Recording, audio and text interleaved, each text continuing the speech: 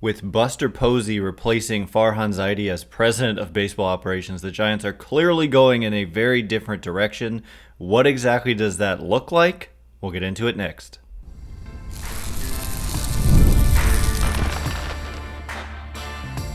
You are Locked On Giants, your daily San Francisco Giants podcast. Part of the Locked On Podcast Network, your team every day. Hello and welcome to Locked On Giants, part of the Locked On Podcast Network, where it's your team every day.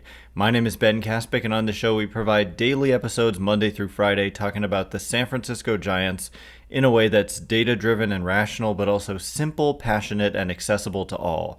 I'm a former contributor for the baseball statistics and analysis websites Beyond the Box Score and Rotographs. I've been podcasting about the Giants since 2015, been hosting Locked On Giants since prior to the 2019 season, and I'm a lifelong Giants fan. Thank you for making Locked On Giants your first listen every day. We're free and available wherever you get your podcasts, including YouTube, so check us out there if you have not already, and please hit that subscribe button wherever it is that you're following the show. This episode is brought to you by Booking.com. Booking.com, booking.yeah. The right stay can make you a fan of any city, even your baseball rivals. Book today on Booking.com, the official accommodation partner of Major League Baseball. Get the Booking.com app today. And coming up on today's show, we're going to be answering your questions. Thank you so much to everyone who submitted questions on Twitter. The first two questions are related, and the first one coming from David, who says, what, if any, can you see Posey doing this offseason that would be drastically different from what Farhan would have done? The same pool of free agents are out there, so is it more aggression, trading away assets?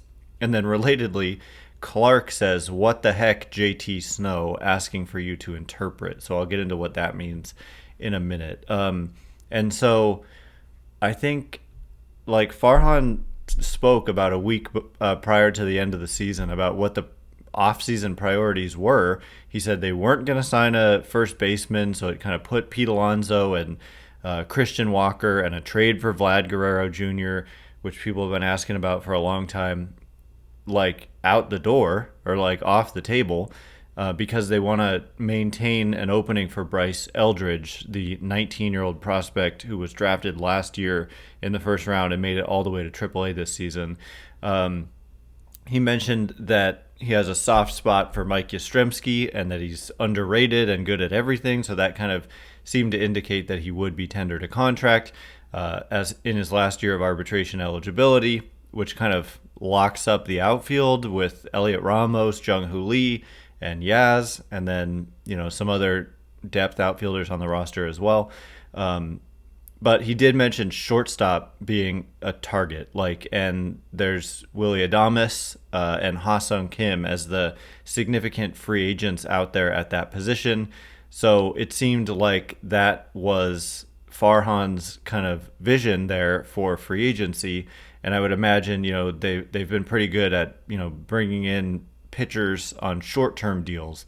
But the one thing, so I think that a lot of that remains the same under Posey. There's a couple things that might differ. I mean, actually almost all of it could differ. I think that it's possible that they do just decide to sign a first baseman. There are a couple of good ones out there. There is Vladimir Guerrero Jr.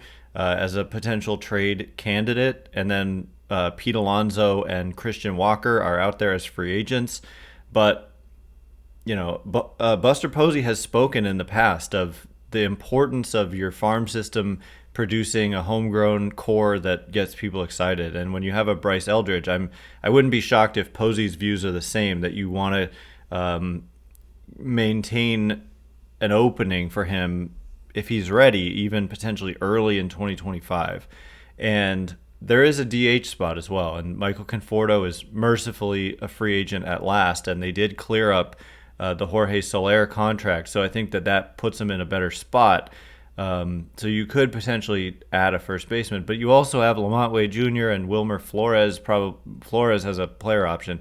So to get to the point, I think the big one of the big differences that you might see is finally a longer term deal for a starting pitcher, which we never saw under Farhan Zaidi, except the Logan Webb extension. And the reason that was different is that Webb was 26 at the time of signing that extension. And by the way free agency works, that players are typically older. You know, if you get a player in their 20s who's good and a free agent, that's pretty rare. It does happen, but you know, those are the guys who debuted when they were in their early 20s. But, you know, Blake Snell is going to be 32 in December.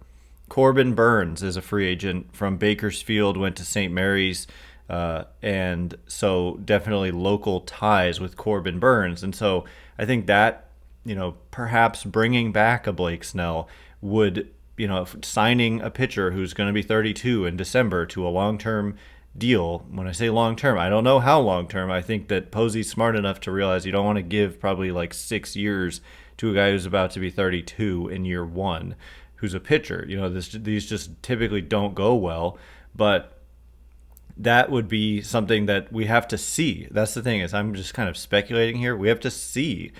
We do not know what Posey running the show will look like and how it will differ. But, you know, that whole they won't sign pitchers for long-term deals, like that could very well no longer be the case. They may be willing to do it. You know, I think a lot of people recognize the value that Blake Snell brings and how good he is, and we'll see if he's a top priority. Corbin Burns, I think, if not Snell, also makes a lot of sense. And then, so the other part of the question, Clark, what the heck, JT Snow, is referring, I had to look this up because I didn't know what you were talking about, but then I found JT Snow was on KNBR's Tolbert and Cope's show, and he says regarding Snell, quote, "I wouldn't sign him. I would spend that money and go get a couple other pitchers that maybe could take me into the 6th and 7th inning. I had a problem with him on Saturday not taking the ball, and I get it. He doesn't want to get injured. You're not going to get injured. Go throw. Go show the fans and appreciate the fans and throw 3 or 4 innings and then get out of the game."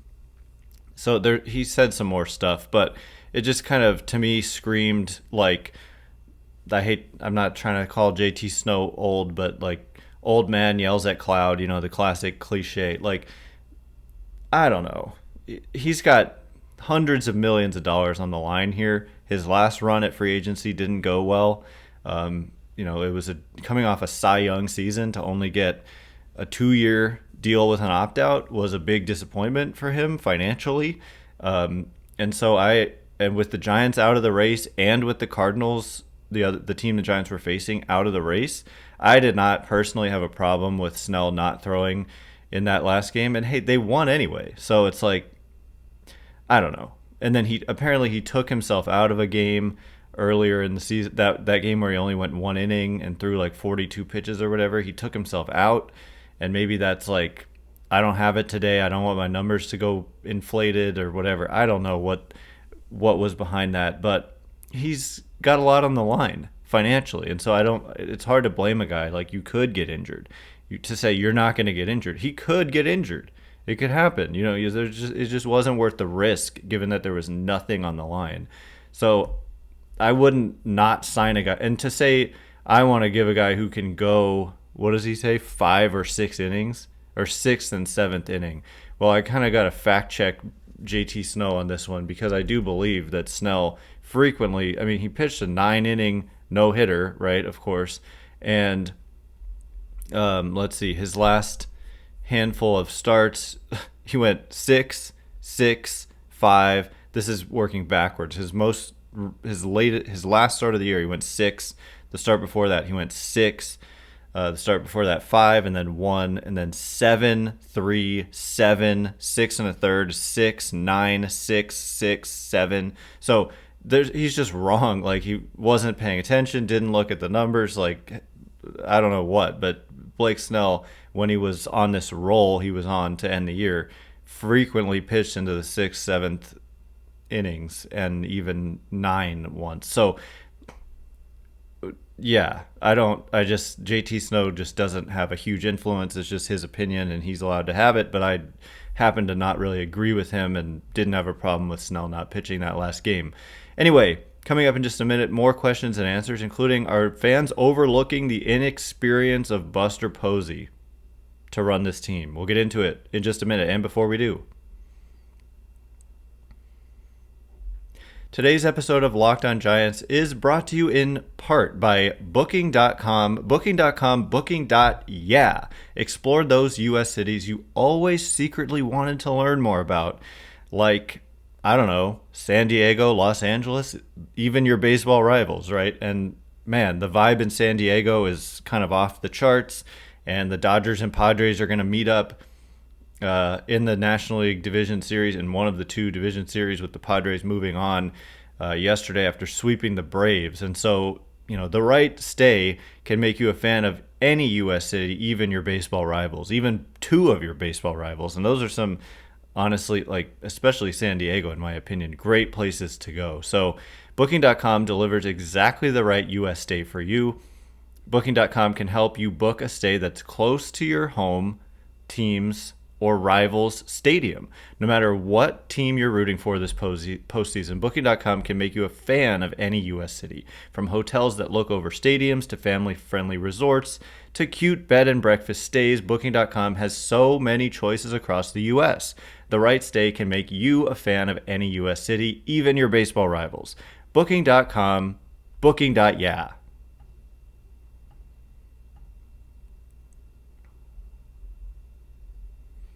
All right, here we go. We are going to get into more questions and answers. Thanks again for making Locked On Giants your first listen every day. Everydayers, coming up tomorrow, we've got a lot more questions to get to. If there's no more news on the GM search, that's one of the major things that's going on that will get analyzed as soon as we hear anything at all. There's just going to be tricklings of news coming out about who's under consideration, this, that, and the other. So obviously with a seismic shift happening here with the Giants firing Farhan Zaidi and bringing in Buster Posey, it's huge, huge news. And so anything and everything I'm on the hunt for, and anything that comes out we're going to talk about on the show all off season long as we get ready for the 2025 season. So anyway, the next question comes from Brian, who says, are fans overlooking the fact that Posey has zero experience running a baseball team? And relatedly, Roroni Mod says, given Buster's inexperience and stated intention to lean on others, how much influence do you think our new GM will have on the direction of the franchise and the way it operates? And who would you like to see in that role? For what it's worth, I'd say it seems like a lot hinges on the hire. So first of all, Brian's question, are fans overlooking the fact that Posey has zero experience running a baseball team? I think the answer is a resounding yes. I don't know that every fan is doing this, but certainly there are some. People are just he's the savior, Buster Posey is in charge, everything's going to be fixed, and I think that's look, I want to be fair. I want to be also realistic. And I've talked about this on, I think yesterday's or 2 days ago, the show, that this is a huge job that involves so much more than maybe people realize. And so the second part of the question about the GM, I do agree that it's critically important that they hire a GM that will help with all the things that Buster Posey, frankly, has no idea how to even do, probably. And so, he's the first to say that he's going to be all ears and that he needs help. And so I think that that's part of it, is that he recognizes his own limitations and that he doesn't have that experience for this role. I do have a quote from Posey, who was asked about his inexperience during the press conference. He said, "Yeah, that's fair.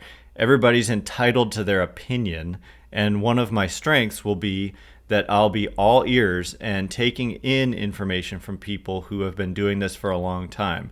And I do think it's important to bring in a guy or girl who has been well versed in all aspects of the front office." And he's referring to whoever he is going to hire as general manager. And the show Fair Territory on YouTube, I was watching the reaction on that show to this hire, and one of the comments in the on YouTube, I noticed someone wrote, quote, "This is Jeter 2.0. This has failure all over it." And that struck me because, first of all, Derek Jeter going to the Marlins, it was a totally different role. He wasn't president of baseball operations. He was, I think he was like president of the team. I don't remember exactly what his role was, but he wasn't in this same role. So that person kind of has that part of the point wrong. But also, a lot of people were like, Derek Jeter, he can't fail. He's never failed, right? All the same kind of stuff. And it is different. It's not like Jeter did this, what he was doing with the Yankees. He did it with another team, a team that, operates strangely and with serious financial restrictions a lot of the time and does things really weirdly a lot of the time. So this is different, but at the same time, like, just blindly assuming that Posey's going to have success, despite the fact that he has no experience in this role, it is concerning to me.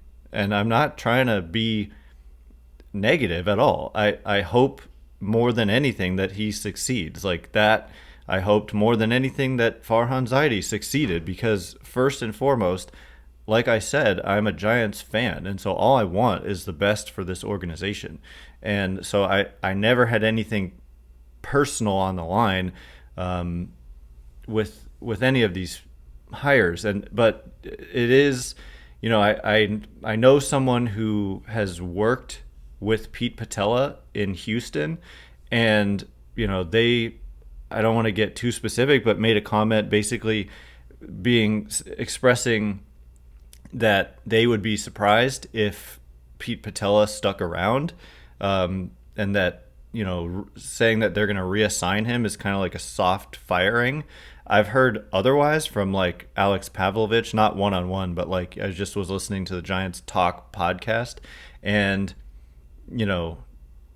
Pavlovich said that Patella is going to be reassigned, and he didn't say. So it seems like maybe there's an agreement, and hopefully they give Pete Patella a significant role, a significant title, a significant salary to stick around, because he's really like this person I know who works with the Astros basically credits all of the Astros' success with the infrastructure and kind of plan and development plan that Pete Patella put in place there in Houston. And they just lost their series here in the postseason. It's the first time since 2016 that they haven't been in the American League Championship Series. So you don't want to overlook, and that's the thing I discussed. Like if you're Pete Patella and you're sitting there as GM, and then all of a sudden you just get someone plopped into a role that's above you who's done nothing from a front office experience standpoint to earn that role. The way that Posey earned that role is by being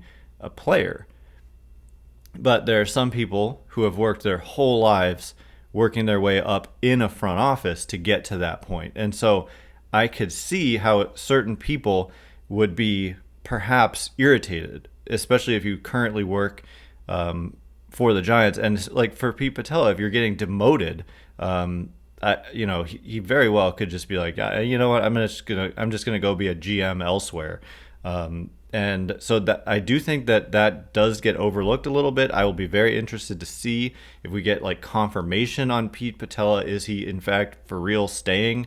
But so again, I'm not trying to be negative here, but I do believe some of the realities of just putting in someone who it's very, very, very unorthodox. Even we discussed Chris Young in Texas, but I need to like verify this, but so Chris Young is a former player, and he is currently the president of baseball operations for the Texas Rangers, and that was kind of a big deal when he took over that role. But his post-playing career, I think he didn't just get plopped right into that role. I'm scrolling through his playing career. So he was the general manager of the Texas Rangers first, and I'm trying to see if he was like an assistant. Yeah, he was. He became an MLB executive when he was promoted to serve as vice president of on-field operations with Major League Baseball initiatives and strategy as well. In February 2020, he was promoted to senior vice president to replace Joe Torre as MLB's enforcer of discipline action, such as fines and suspensions.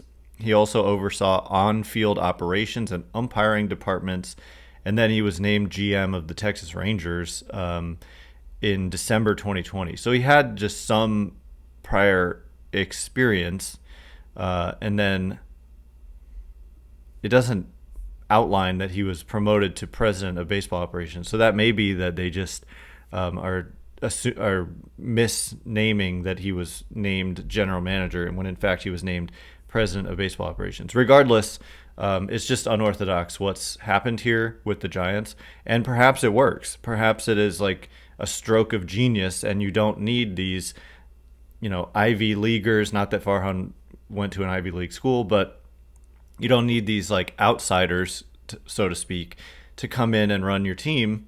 And you don't need all that experience. Maybe that's true, but in terms of, I just definitely think that they need to hire a GM who does have a ton of experience in a front office, and hopefully someone who's not just kind of one-sided with their viewpoints, but is more, Buster said he wants someone with a strong scouting background, but I would hope that, they have a strong analytics understanding as well, because as Posey said, it was one of the first questions he was asked.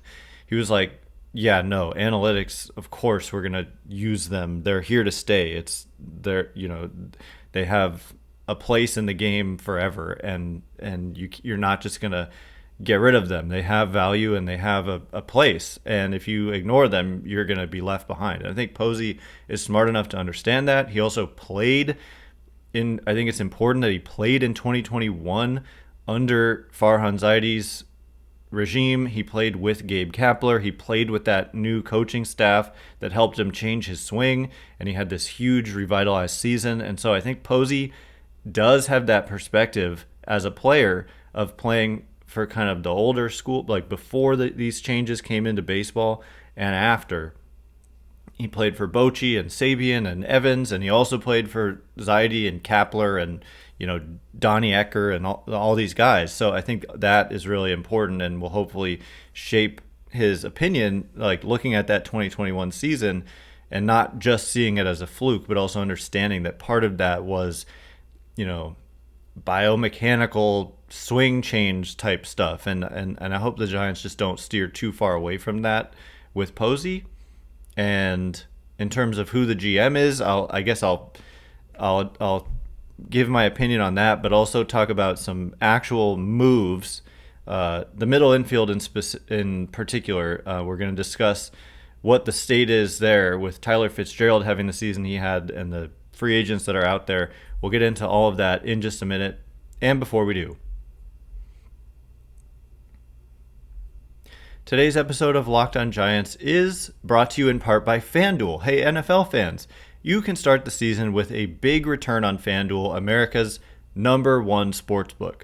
So when you get a hunch in the middle of the game, you can check out the latest stats, view live play-by-play, and so much more on the same page where you place your bets. You'll get started with $200 in bonus bets guaranteed when you place your first $5 bet. That is at FanDuel.com. I'm heading there right now. Obviously, unfortunately, the Giants are out of it, so there's no more Giants baseball to check in on as the season goes along. But hey, the 49ers are coming up, and they're at home. These odds have moved over the last several days as I've discussed them, but the Niners still favorites at -360 and on the money line. And so you can check that out and so much more, including the live. If you get that hunch in the middle of the game, check out the latest stats, view live play-by-play, and so much more on FanDuel.com. FanDuel, America's #1 sportsbook. Today's episode is also brought to you in part by Prize Picks. You can now win up to 100 times your money on Prize Picks with as little as 4 correct picks. Prize Picks is the best way to get in on the action in over 30 states, including California. Prize Picks offers weekly promotions that can lead to big payouts like Taco Tuesday. Each Tuesday, Prize Picks discounts select player projections up to 25% to provide even more value for your lineups. I took advantage of that multiple times this baseball season, and the playoffs are a continuation, and I'm going to continue to play on Prize Picks. Prize Picks is the best way to win real money this football season as well. Which players are going off, which ones aren't? Make your picks in less than 60 seconds, really, less than 60 seconds, and turn your sports opinions into real money all season long on Prize Picks. Download the app today and use code LOCKEDONMLB, all lowercase, to get $50 instantly after you play your first $5 lineup. Again, code LOCKEDONMLB, all lowercase, to get $50 instantly after you play your first $5 lineup. Prize Picks. Run your game. All right, here we go. We're going to get into more questions and answers. Thanks again for making Locked On Giants your first listen every day. And so there's a question I wanted to get to, but we'll have to save that one for later because I want to get to these questions about the middle infield. There's a lot to unpack here. There's basically 1, 2, 3 questions, 4 that I lumped together, and that's going to be our final kind of question here. So Bill says, after starting out pretty poorly, Casey Schmitt ended up having a sneaky good year at the plate. Seems like he might have figured something out, although just 113 plate appearances. Thoughts? Tortured Giants fan says Tyler Fitzgerald's underlying offensive metrics were below average this year. Do you think it makes sense for him to go into next season as a starting middle infielder? And then Matt says, other than starting pitching, what other positions do you feel need to be reevaluated and what moves would you make? Second base, for example. And then K. Measy says, who would be your choice between Willy Adames, and Ha-Seong Kim? So I think what makes the most sense, just to put it plainly, is to essentially go after, like Farhan Zaidi said, a shortstop such as Willy Adames or Ha-Seong Kim, and then have second base be more of an open spot where Tyler Fitzgerald and Casey Schmitt and Marco Luciano can compete. And maybe the inside track does go to Fitzgerald for the season that he had. But as was mentioned in the question by Tortured Giants fan, yeah, Tyler Fitzgerald, if you do look at the numbers, he had these great actual numbers, 280 average, 334 on base, 497 slugging. But so that came out to a weighted on base average of 357, which is very good. That is scaled so that league average weighted on base average is equal to league average on base percentage. League average on base percentage like 315, and he's at 360 almost. So that just, well above average there. But the expected weighted on base average, 295. So like 60 plus points, he overperformed his expected numbers. And so that is somewhat alarming. And so just to say, yep, he's the guy for sure, 100%, we don't need a backup plan, I think would be a mistake.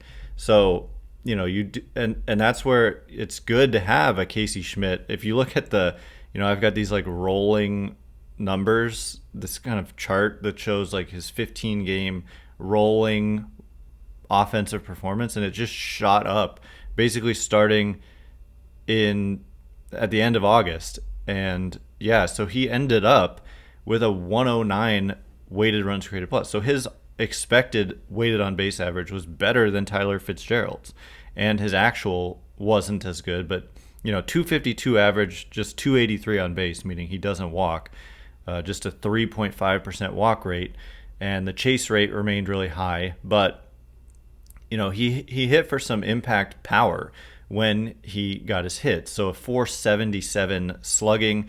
The defensive numbers continue to not be sensational, although, it's a small sample.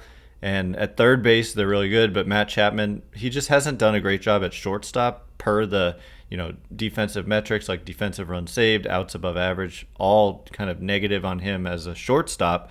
But, solid at second base and really good at third. But third base is taken. So, his arm is kind of wasted at second base. I guess on double plays it's not. But, on long throws across the diamond, it is. So that's a little bit unfortunate. Maybe he becomes a trade candidate if, like, Tyler Fitzgerald, I don't know, he could be a utility guy. Just give Chapman a day off, someone who can actually, instead of like Wilmer Flores, who we've seen many times over the years, like have to fill in at third base in the event of whoever getting injured. You could have a Casey Schmitt on the roster who just is a utility guy and moves around. It can play perhaps short, try to improve there, play third, and play second, potentially as a guy who wins a job at second base. So in getting to the question of who do I prefer over Willy Adames and Ha-Seong Kim, that's a little bit of a tough question because I really like Ha-Seong Kim, but he had a down season and an injured season. So he's going to have season-ending surgery for I think it's a shoulder injury, and so I don't know what exactly the outlook is there. And in his major league career, he's only been like roughly league average, but he's really good on the bases and he's really, really good defensively. He's also best friends with Jung-Hoo Lee, and so that makes just a lot of sense in that regard. Just to give you a sense of what I mean defensively, at shortstop, he's put together in his career 24 defensive runs saved, 11 outs above average. He's also been good at third and at second, like elite at second even. So, I really do like Ha-Seong Kim. He's 28. He's he just turned 28 actually. He's gonna turn 28. He's gonna turn 29 on the 17th of this month, and Willy Adames just turned 29, so they're the same age essentially, 29 going into their age 29 seasons. And for Adames, he's probably going to get a much bigger contract. He plays a lot. He's the last 1, 2, 3, 4. He's played in the low point was 139 games, 617 plate appearances in that season, and this year he played 161 games, hit 32 homers, stole 21 bases, only caught 4 times. So kind of more of an offensive threat than Ha-Seong Kim. I like them both. I think that it depends on what the outlook is with the shoulder surgery for Ha-Seong Kim. I think Willy Adames is going to command a much bigger contract, but he may not. He's kind of up and down and streaky. He was below average offensively last year, but the expected numbers were really good. And then this year, the actual numbers rebounded closer to what the expected numbers were last year. And so, I don't know. That's just something to keep in mind. I think he kind of, defensive runs saved has Willy Adames at minus 16 this year, where he was plus 17 the previous 2 years combined. So that is a really odd downward trend there. And outs above average had him at 0 this year and at plus 16 the previous year. So I have no idea what was going on there. So that's something the Giants will have to evaluate. I think Adames provides more potential impact, but Kim might be a better value and also is best friends with a player who's currently on the Giants and really good defensively, which I think, whereas there's this question with Adames, given the numbers were not good this year. I didn't watch a ton of them, but numbers were not good this year. Anyway, that is all the time we have for today. Thanks again for making Locked On Giants your first listen today. For your second listen, find Locked On MLB. Baseball guru Sully brings a daily blend of humor and baseball, keeping you updated on every aspect of the playoff picture. Find Locked On MLB on YouTube or wherever you listen to podcasts. Once again, my name is Ben Kaspick. Check me out on Twitter or X at Ben Kaspick, Kaspick. If you like this show, please consider rating it or leaving a review. It helps me out a lot. So thank you in advance, and thanks to everyone who's done so already. Can't wait to be with you again tomorrow. Thanks again for listening. You are now Locked On Giants.